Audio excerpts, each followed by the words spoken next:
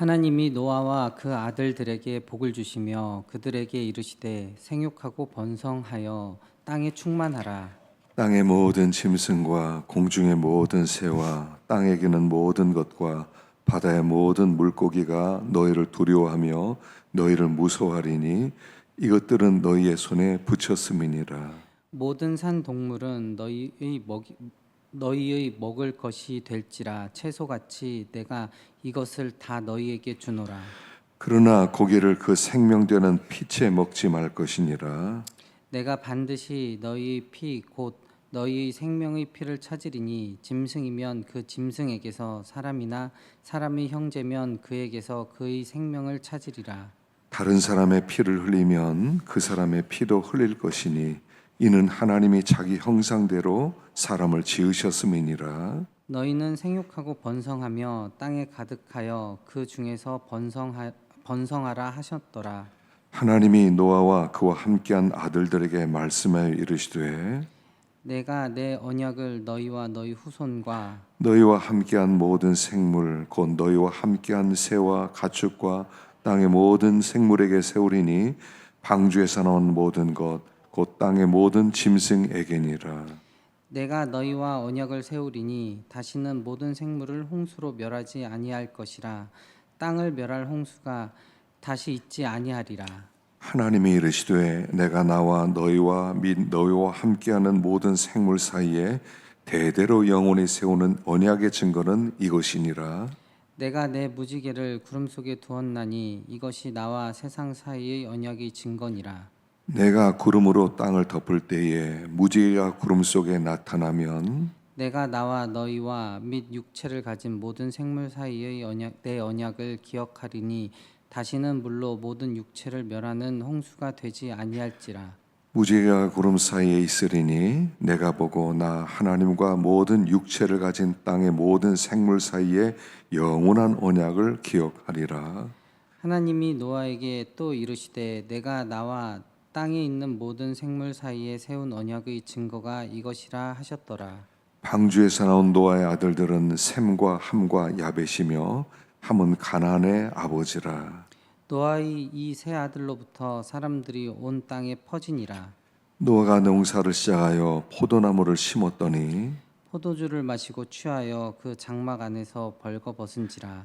가나안의 아버지 함이 그의 아버지 하체를 보고 밖으로 나가서 그의 두 형제에게 알림해 셈과 야벳이 옷을 가져다가 자기들의 어깨에 메고 뒷걸음질 쳐 들어가서 그들의 아버지의 하체를 덮었으며 그들이 얼굴을 돌이키고 그들의 아버지의 하체를 보지 아니하였더라. 노아가 술이 깨어 그의 작은 아들이 자기에게 행한 일을 알고 이에 이르되 가나안은 저주를 받아 그의 형제의 종들의 종이 되기를 원하노라 하고 또 이르되 셈의 하나님 여호와를 찬송하리로다. 가나안은 셈의 종이 되고 하나님이 야벳을 창대하게 하사 셈의 장막에 거하게 하시고 가나안은 그의 종이 되게 하시기를 원하노라 하였더라. 홍수 후에 노아가 350년을 살았고 그의 나이가 950세가 되어 죽었더라. 노아의 아들 셈과 함과 야벳의 족보는 이러하니라. 홍수에 그들이 아들들을 낳았으니 야벳의 아들은 고멜과 마곡과 마대와 야완과 두발과 메색과 다라스요. 고멜의 아들은 아스그나스와 리밧과 도갈마요. 야완의 아들은 엘리사와 달시스와 기띔과 도다님이라. 이들로부터 여러 나라 백성으로 나뉘어서 각기 언어와 종족과 나라대로 바닷가의 땅에 머물렀더라. 함의 아들은 구스와 미스라임과 붓과 가나안이요. 구스의 아들은 스바와 하윌라와 삽다와 라마와 삽드가요. 라마의 아들은 스바와 드단이며 구스가 또 니므롯을 낳았으니 그는 세상의 첫 용사라. 그가 여호와 앞에서 용감한 사냥꾼이 되었으므로 속담에 이르기를 아무는 여호와 앞에 니므롯 같이 용감한 사냥꾼이로다 하더라. 그의 나라는 신할 땅에 바벨과 에락과 악갓과 갈레아에서 시작되었으며 그가 그 땅에서 아수르로 나아가 니느웨와 르호보딜과 갈라와 및 니느웨와 갈라 사이의 레센을 건설하였으니 이는 큰 성읍이라. 미스라임은 루딤과 아나밈과 르바빔과 납도힘과 바드루심과 가슬루힘과 갑도림을 낳았더라. 가슬루힘에게서 블레셋이 나왔더라. 가나안은 장자 시돈과 헷을 낳고 또 여부스 족속과 아모리 족속과 기르가스 족속과 히위 족속과 알가 족속과 신 족속과 아르왓 족속과 스말 족속과 하맛 족속을 낳았더니 이후로 가나안 자손의 족속이 흩어져 나아갔더라. 가나안의 경계는 시돈에서부터 그라를 지나 가사까지와 소돔과 고모라와 아드마와 스보임을 지나 라사까지였더라. 이들은 함의 자손이라 각기 족속과 언어와 지방과 나라대로였더라. 셈은 에벨 온 자손의 조상이요 야벳의 형이라. 그에게도 자녀가 출생하였으니 셈의 아들은 엘람과 아스르와 아르박삿과 룻과 아람이요 아람의 아들은 우스와 훌과 게델과 마스며 아르박삿은 셀라를 낳고 셀라는 에벨을 낳았으며 에벨은 두 아들을 낳고 하나 이름은 벨렉이라 하였으니 그때 세상이 나뉘었으며 벨렉의 아우의 이름은 욕단이며 욕단은 알모닷과 셀렙과 하살마웻과 예라와 하도람과 우살과 디글라와 오발과 아비마일과 스바와 오빌과 하윌라와 요밥을 낳았으니 이들은 다 욕단의 아들이며 그들이 거주하는 곳은 메사에서부터 스발로 가는 길의 동쪽 산이었더라. 이들은 셈의 자손이니 그 족속과 언어와 지방과 나라대로였더라. 함께 이들은 그 백성들의 족보에 따르면 노아 자손의 족속들이요 홍수에 이들에게서 그 땅의 백성들이 나뉘었더라. 아멘. 할렐루야. 오늘도 참 좋은 아침입니다. 오늘도 주님과 동행하시고 믿음으로 살기만 하면 하나님은 장애물을 없애줄 것입니다. 그래서 오늘도 승리하는 복된 날 되시기를 축원합니다. 자, 이제 오늘 여기 본문에 보면 하나님께서 노아와 아들들에게 다시 복을 주시고 생육하고 번성하고 땅에 충만하라 아담에게 주셨던 말씀을 다시 그에게 주시지요. 그러니까 그건 새 아담이 되는 겁니다. 그래서 새 아담처럼 다시 세상이 시작된 것을 얘기합니다. 그리고 나서 그들에게 먼저 언약을 주세요. 그래서 9절부터 쭉 나와서 내가 언약을 너에게 준다. 그리고 나서 무지개 언약을 주지요. 이 언약을 주신 이유는 뭐냐면 그 비로 물로 말미암아 세상이 멸망했습니다. 그러니까 그들이 만일 하늘에 구름이 끼고 비가 오는 것을 보면 두려움에 사로잡혔을 거라는 거예요. 트라우마가 있습니다. 자라보고 놀란 가슴 소뚜껑 보고 놀란다 그런 말도 있죠. 한번 비 때문에 그들이 이렇게 큰 심판이 임하는 것을 보고 비가 내리면 얼마나 두렵겠습니까? 시커먼 구름이 하늘에 가득 찬 것을 보면 두려웠을 거예요. 또 비로 멸망하는 거 아니야?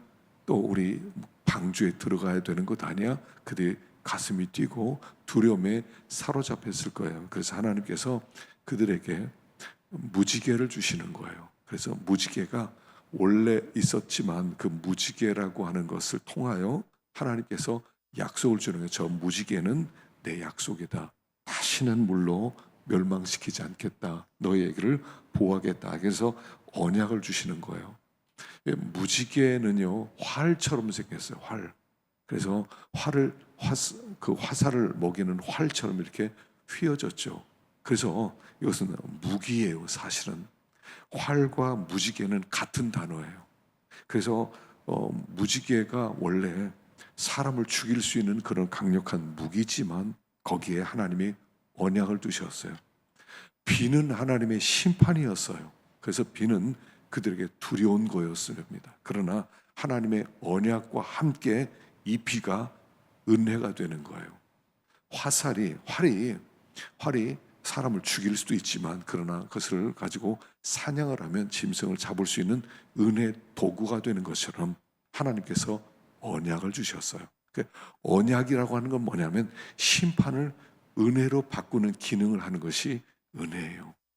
그래서 하나님께서 그들에게 이 언약을 주심으로 말미암아 비가 더 이상 심판이 아니라 비가 너에게 은혜다, 이렇게 말씀해 주는 거예요. 사실 비가 안 오면 이 땅이 어떻게 됩니까? 비가 안 오면 우리는 식물을 먹을 수가 없고 동물도 먹이가 없어요. 다 죽어요. 비는 가장 중요한 하나님의 은혜 도구예요. 그러나 이 은혜 도구였던 것이 원래는 심판의 도구였단 말입니다. 그런데 거기에 언약이 들어가니까 심판의 도구가 은혜의 도구로 바뀌는 거예요. 그래서 은혜 받았다는 것이 겁니다. 자, 하나님 우리에게 언약을 주셨어요. 언약을 주셔서 우리가 언약 백성이 되었어요. 언약 백성이 됨으로 말미암아 이 땅에 어떤 것도 다 우리에겐 은혜의 도구가 되는 거예요. 어떤 것들도, 이 땅에 어떤 것들도 우리를 해를 주는 게 아니라 우리에게 유익을 준다는 거예요. 그래서 하나님을 사랑하는 자, 그 뜻대로 부르심을 받은 자들에게는 모든 것이 합력하여 선을 이룬다. 하나님을 사랑하는 자는 언약 백성을 얘기하는 거예요. 하나님의 언약을 받은 자에게는 모든 것이 은혜로 주었다. 하나님이 주신 모든 것이 선함에, 모든 것이 선하다고 하였어요. 그래서 그걸 은혜로 받으면 버릴 것이 없다 그랬어요. 어떤 것도 우리의 삶 가운데요, 버릴 게 없어요. 다 하나님이 유익으로 주셨어요. 다 하나님 우리 축복으로 주셨어요. 이번에 이제 우리 사경에 제가 주제를 광야 통과하기 한데요. 광야 생활이에요. 광야는요, 광야의 특징이 뭡니까? 없는 것 투성이에요. 없는 것 투성이에요. 그런데 하나님 그게 은혜의 광야가 되게 하세요. 우리 삶에 수많은 어려움도 있고요, 수많은 그런 사건들도 있고, 너무 힘들다, 너무 괴롭다. 어제도 어떤 교우와 함께 상담도 하고 기도도 했는데 너무 힘들다는 거예요. 너무 어렵다는 거예요. 그런 상황에 빠졌다는 거예요. 광야예요. 그러나 우리 하나님은 이 광야를 축복으로 주셨어요. 언약 백성에게 필요 없는 것은 없어요. 하나님의 계획이 뭔가를 알아야 됩니다. 하나님의 계획은요, 우리에게 영생을 주는 거예요. 하나님이 세상을 이처럼 사랑하사 독생자를 주셨으니 누구든지 저를 믿는 자마다 멸망하지 않고 영생을 주려 함이라. 하나님의 계획은요, 우리에게 영생이라는 어마어마한 선물을 주는 거예요. 근데 우리는 영생을 너무 조그맣게 생각해. 아이 뭐 죽은 다음에 천국 가는 거, 이렇게. 여러분, 영생이라는 어마어마한, 인간이 누릴 수 있는 복 위의 복 위의 복이에요. 최고의 복이에요. 그것을 위해서 하나님은 이런 사건도 주시고 저런 사건도 주시고 이것도 통과하게 하시고, 그래서 마침내 영생을 이끌어 가시는 거예요. 영생이 목표라는 걸 잊어서는 안 돼요. 하나님이 나에게 영생 주려는구나. 이게 언약이에요. 난 너에게 영생을 주겠다. 그래서 영생의 일로 가는데 이런 일도 겪고 저런 일도 겪고 그러면서 영생의 길로, 영생에 나가는 것입니다. 그래서 하나님 필요 없는 거 왜 주셨습니까? 저거 왜 주셨습니까? 이런 사건 왜 주셨습니까? 이럴 것이 아니라 하나님이 이걸 은혜 도구로 주셨구나, 영생 이르는 도구로 주셨구나 라고 믿으면 영생이 되는 것이다. 그것이 은혜가 되는 것이다, 이렇게 믿고 오늘도요, 하나님이 나를 이렇게 사랑하신다는 그런 증거로 삼으라 하는 것입니다. 마태복음 9장 봉독해 주시기 바랍니다.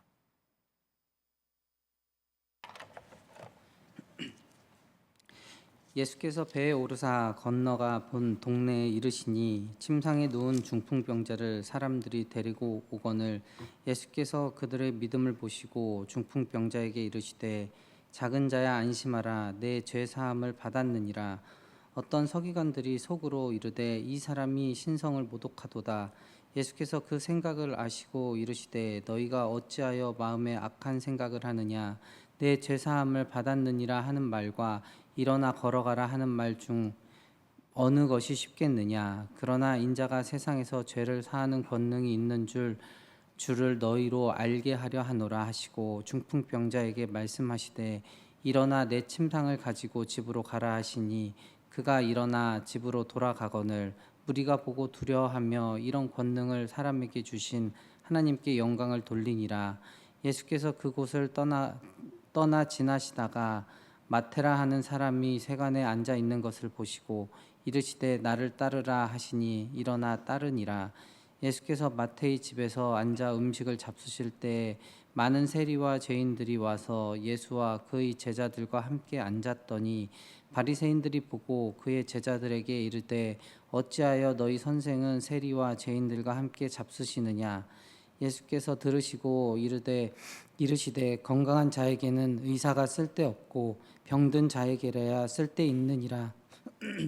너희는 가서 내가 긍휼을 원하고 제사를 원하지 아니하노라 하신 뜻이 무엇인지를 배우라. 나는 의인을 부르러 온 것이 아니요 죄인을 부르러 왔노라 하시니라.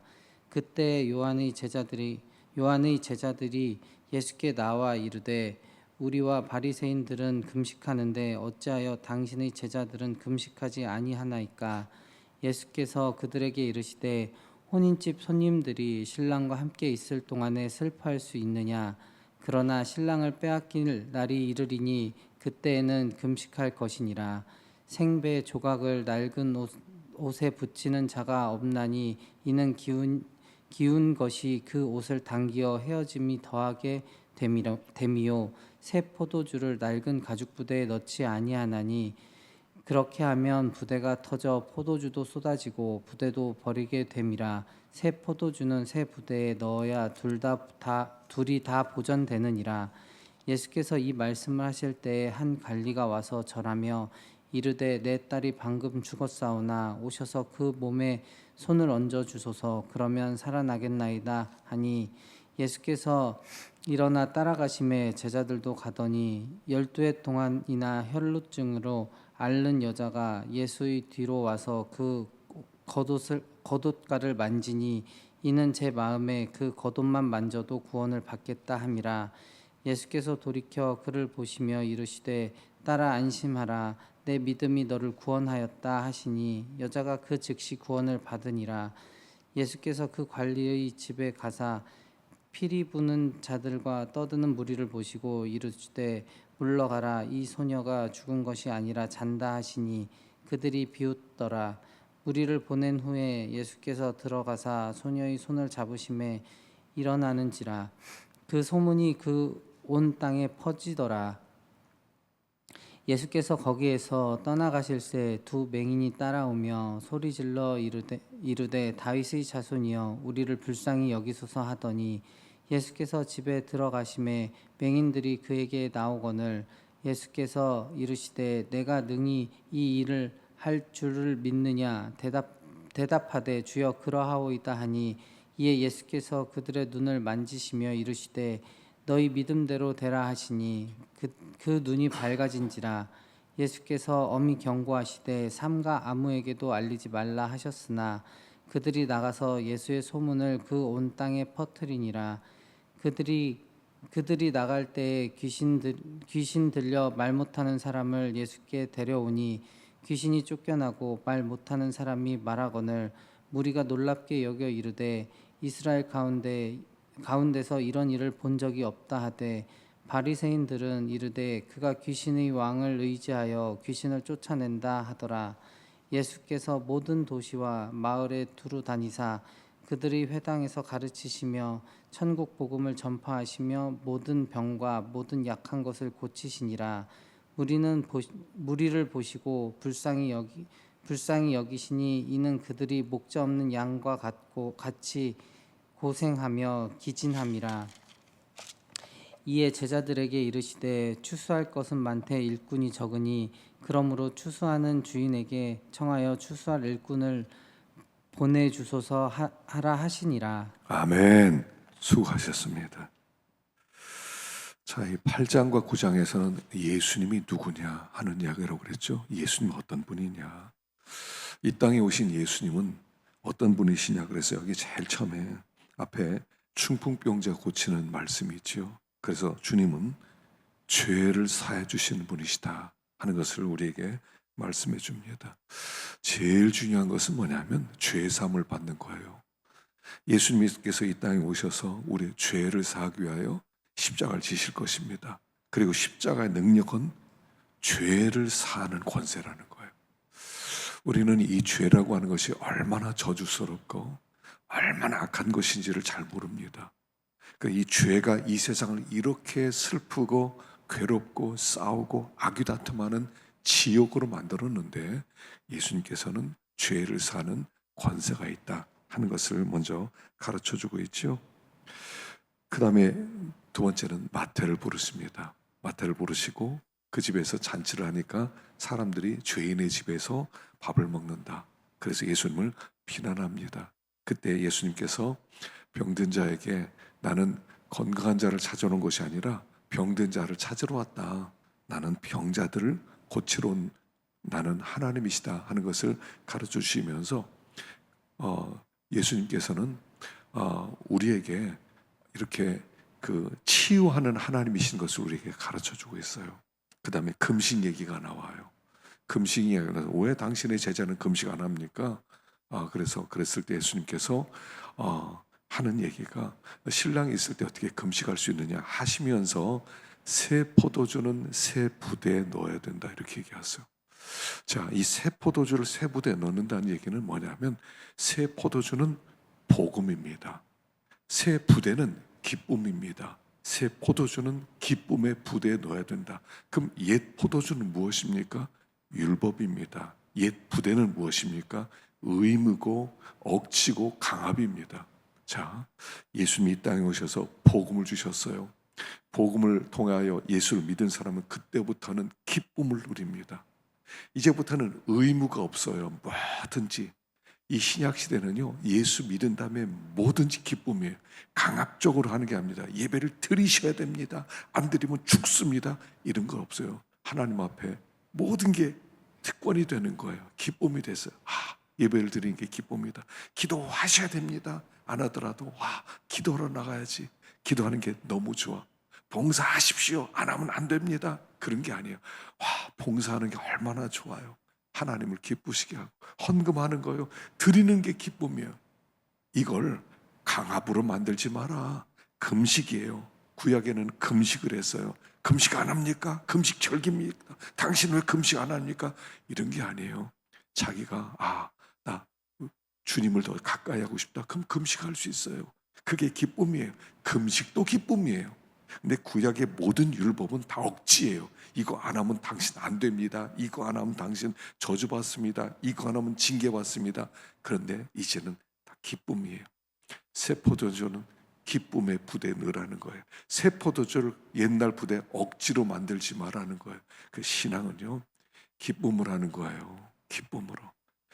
뭐든지 그게 기쁨이고 그게 특권이고 그게 나에게 주신 하나님의 은혜고 그래서 하는 거지 억지로 시켜가지고 막 할 수 없이 이빨 물고 하고 그러면 이 복음이 주는 기쁨이 뭐겠습니까? 그걸 옛 부대 억지로 집어넣지 마라 라고 말하는 것이죠. 또 세포 12년 동안 혈루증 앓던 여인을 고쳐줍니다. 혈루증 앓던 여인을 고쳐줬다는 건 뭐냐면 이제 이 부정한 자였다는 거죠. 피가 흐르면은 부정하기 때문에 하나님 앞에 나가지 못해요. 그런데 이 병을 고침으로 드디어 이 여인도 하나님 앞에 나갈 수 있다는 거예요. 여인도 하나님 앞에 나갈 수 있는 자를 만들어 주셨다는 맹인을 고쳐주세요. 그러면서 하나님은 새로운 세계를 보게 하는 주님이시다 하는 것을 가르쳐 주고요. 귀신을 쫓아내요. 그래서 귀신의 영향 아래에 있고 영적인 자유를 누리게 하셨다. 그런 뜻이라고 그랬죠. 그래서 우리 주님이 누군가를 아셔야 돼요. 예수님. 내가 믿는 예수님이 도대체 어떤 분이시냐? 예수님은 이렇게 좋은 분이다. 예수님은 우리를 거듭나게 하시고 눈을 밝히시고 새 인생을 살게 하는 분이다.